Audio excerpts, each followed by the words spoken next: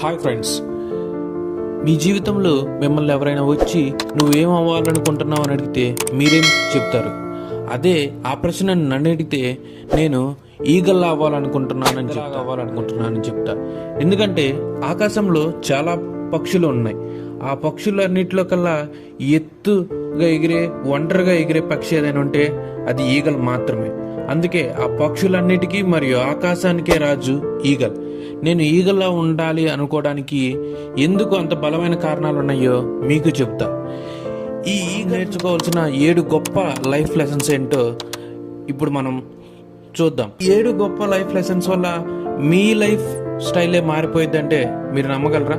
అయితే ఇది చివరి వరకు ఈ వీడియోని చూడండి, మీకే అర్థమైద్ది. Eagle always flies alone.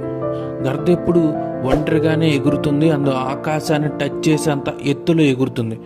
మిగతా పక్షులు కానీ చిన్నపాటి పక్షులతో కానీ ఎగరదు.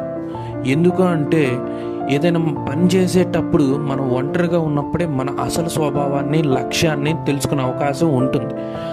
అలానే గుంపులుగా చిన్న వీక్ మైండ్ పీపుల్తో, చిన్న ఆలోచన కలగని వాళ్ళతో ఉంటే మన లక్ష్యాన్ని కూడా మనం ముందుకు తీసుకొని వెళ్ళలేం. అందుకని మనకి గ్రద్ద నుండి ఈ నేర్చుకునే ఫస్ట్ లెసన్ ఏంటంటే సింగిల్గా ఉండండి, మీ అంటూ మీ బలాన్ని మీరు నిరూపించుకోండి. మిగతా గుంపులుగా వీక్ మైండ్ పీపుల్తో ఉండకండి ఏదైనా పెద్ద గోల్ సాధించేటప్పుడు. ఇది మనకి గ్రద్ద నేర్పే first lesson. Lesson number 2, eagles have strong and clear focus. గద్దకు స్పష్టమైన మరియు బలమైన దృష్టి ఉంటుంది. గద్ద ఎగురుతున్నప్పుడు ఎంత దూరాన్ని ఎగురుతున్నా తన ఆహారం కోసం 5 కిలోమీటర్ల దూరం నుంచి తన ఆహారాన్ని చూసే శక్తి గద్దకు కలిగి ఉంటుంది. ఒక్కసారి లక్ష్యాన్ని నిర్ణయించుకున్నాక ఎంత కష్టం వచ్చినా అది దాన్ని చేరుకుంటుంది. Every challenge brings a great opportunity with it అన్నారు నెపోలియన్ హిల్. ప్రతి కష్టంలో కూడా ఒక ఆపర్చునిటీ ఉండిద్ది, మన ఆపర్చునిటీని ఎత్తుక్కొని వెళ్ళాలి అన్నాడు నెపోలియన్ హిల్. అలానే గ్రద్దలాగే మనకు కూడా మన లైఫ్లో చాలా కష్టాలు వస్తాయి, కానీ మనం కూడా మన లక్ష్యాన్ని స్పష్టంగా ఉంచుకొని ఎంత కష్టమైనా దాన్ని సాధించాలి. Lesson number 3, eagle never eats dead food. అంటే గద్ద చనిపోయిన ఆహారం తినదు. గద్ద ఎప్పుడు చనిపోయిన జంతువుల్ని తినదు, అది ఎప్పుడు జీవించిన జంతువుల్ని వేటాడి తింటుంది. దీనివల్ల మనకు నేర్పించే పాఠం అంటే మనం ఎప్పుడు ఈజీగా ఫుడ్ రావాలని, ఈజీగా మనీ రావాలని ఎప్పుడు అనుకోకూడదు. ఆ ఈజీగా మనీ రావడం అలవాటైతే మనం బద్ధకానికి అలవాటు పడిపోతాం. అలానే ఎప్పుడు గద్ద వేటాడి తెచ్చుకున్నట్టే మనం మన పని చేసుకొని దాని నుంచి మనం మనీ రావాలనో లేదంటే ఏదో సాధించాలని అనుకోవాలి. కానీ ఎవరో ఇస్తారు లేదంటే ఈజీగా వస్తాయని ఈ ఫ్రీబీస్కి ఇలాంటి వాటికి ఎప్పుడు మనం ఇంట్రెస్ట్ చూపించకూడదు. Lesson number 4, eagle loves the storm. గద్ద తుఫాన్ వచ్చినప్పుడు భయపడదు. తుఫాన్ వస్తే ఇతర పక్షులు భయపడి దాక్కుంటాయి, కానీ గద్ద మాత్రం ఆ గాలుల్ని ఉపయోగించుకొని మరింత ఎత్తుకు వెళ్తుంది. దీని గురించి ఒకసారి ఏపీజే అబ్దుల్ కలాం గారు ఇలా అన్నారు: all birds find shelter during rain, but eagle avoids rain by flying above the clouds.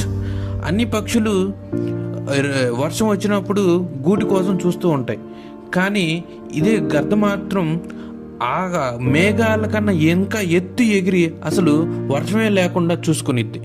ఇలానే మన జీవితంలో కూడా ప్రతి సమస్యలో ఏదో ఒక అవకాశాన్ని గుర్తించి దాని ప్రయోజనానికి మార్చాలి.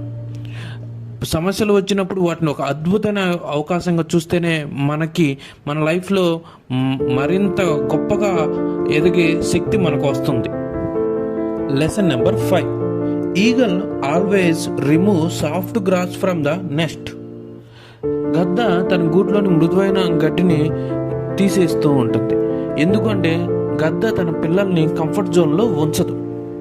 గద్ద తన పిల్లల్ని గూటిని మృదువుగా ఉంచదు, ఎందుకంటే అవి కంఫర్ట్ జోన్లో ఉండిపోయి ఎగరడానికి భయపడతాయి లేదా అక్కడే ఉండడానికి ఇష్టపడతాయి.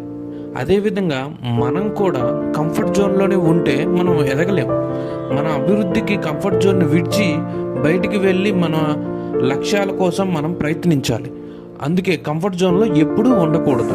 మనం గొప్ప ఆశయాల కోసం వెళ్తున్నప్పుడు కంఫర్ట్ జోన్ వదిలేసి మనం వెళ్ళాలి. Lesson number 6, eagle never believes easily. గద్ద మరొక గద్దనైనా ఏదైనా ఈజీగా నమ్మదు. అది ఒక పరీక్ష పెట్టుకొని అది నమ్మగలిగిందా అయితే అని విశ్వసిస్తేనే అది నమ్ముతుంది, ముందుకు వెళ్తుంది. ఇలానే మన జీవితంలో కూడా ఇది చాలా ముఖ్యం. మనం ఎవరినైనా విశ్వసించే ముందు వారి నమ్మకాన్ని మనం పరీక్షించాలి.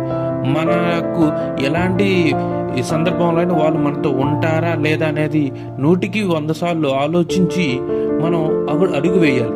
ఏ సంబంధమైన నమ్మకంపై ఆధారపడుతుంది కాబట్టి ఆ నమ్మకమే మనకి బలంగా ఉండేటట్టు అలాంటి వారితోనే మనం స్నేహం చేయాలని గద్ద చెప్తున్న lesson number 7, eagle go through a painful process for it's rebirth. గద్ద తన జీవితాన్ని మళ్ళీ రీబర్త్ చేసుకుంటుంది.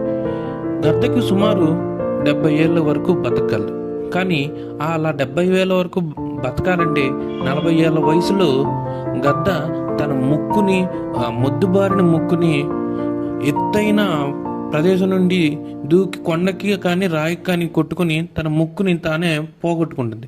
ఎందుకంటే తన పాత ముక్కుని, మొద్దుబారిన ముక్కుని పోగొట్టుకుంటేనే కొత్త ముక్కు వస్తుంది. కొత్త ముక్కుతోనే తన మొద్దుబారిపోయిన గోళ్ళను తొలగించుకొని కొత్త గోళ్ళ కోసం వేచి చూస్తూ ఉంటుంది.